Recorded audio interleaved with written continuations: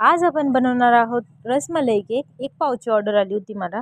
नमस्कार, मी भावना, तुमचं स्वागत आहे माझ्या चॅनलवर। आज आपण रसमलाई केक बनवतोय, तोही एक पावामध्ये। कस्टमरला हा घरीच खायला पाहिजे होता, त्यामुळे त्याची डिझाईन मी एकदम सिंपल ठेवली आहे। मी अमरावतीत एक होम बेकर आहे। मला जर माझ्याकडे ऑर्डर द्यायची असेल तर मी इथे नंबर मेन्शन केला, त्याच्यावर तुम्ही व्हॉट्सअप किंवा कॉल करू शकता। क्रीम बीट करताना ती व्यवस्थित बीट करावी। जास्त क्रीम बीट केली तर ती कोरडी होते, त्यामुळे केक प्लेन करताना त्रास होतो त्याचा। क्रीम कशी बीट करावी त्याचा डिटेल व्हिडिओ मी तुमच्यासाठी नक्कीच घेऊन येईल।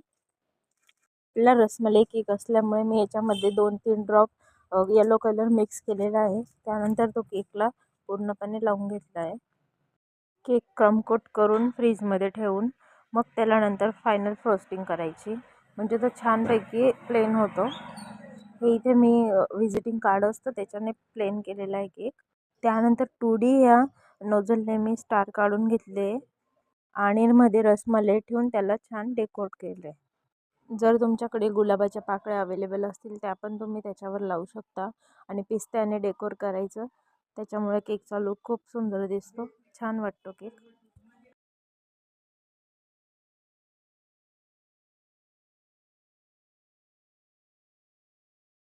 तुम्हाला माझ्या केकचं फायनल लुक कसं वाटलं नक्की सांगा।